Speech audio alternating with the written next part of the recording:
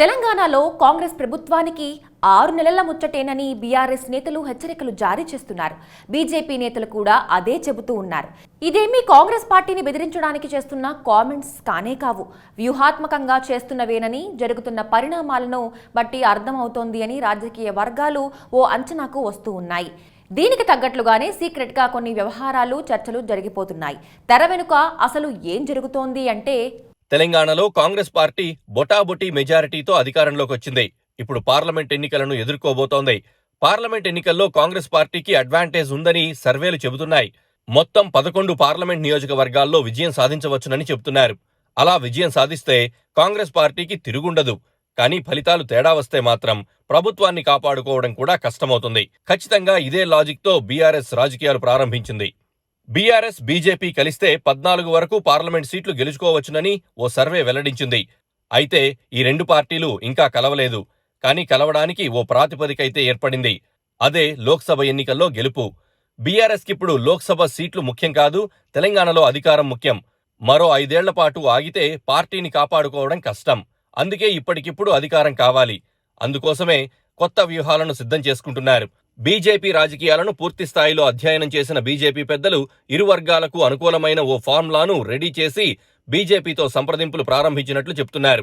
BRS formula ప్రకారం లోక్సభ ఎన్నికల్లో BJP, BRS కలిసి పోటీ చేస్తాయి.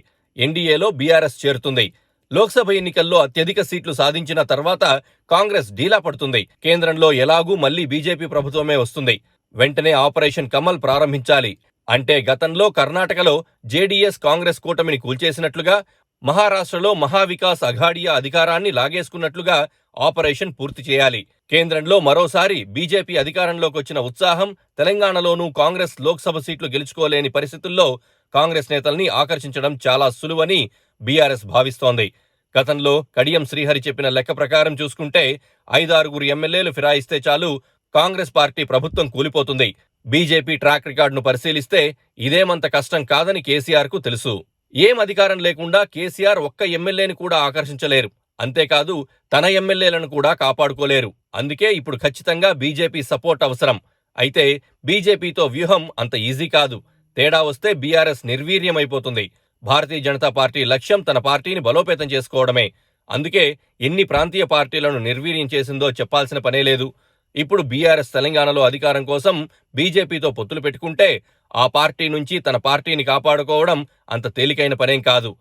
పొత్తులు పెట్టుకున్న మరుక్షణం తెలంగాణలో సగం సీట్లు బీజేపీకి సమర్పించుకోవాలి. మెజారిటీ సీట్లు సాధించి లోక్సభ ఎన్నికల తర్వాత రేవంత్ సర్కారును కూలగొట్టి కేసీఆర్ సర్కారును ఏర్పాటు చేసిన బీజేపీ వాటా ఇవ్వాల్సిందే.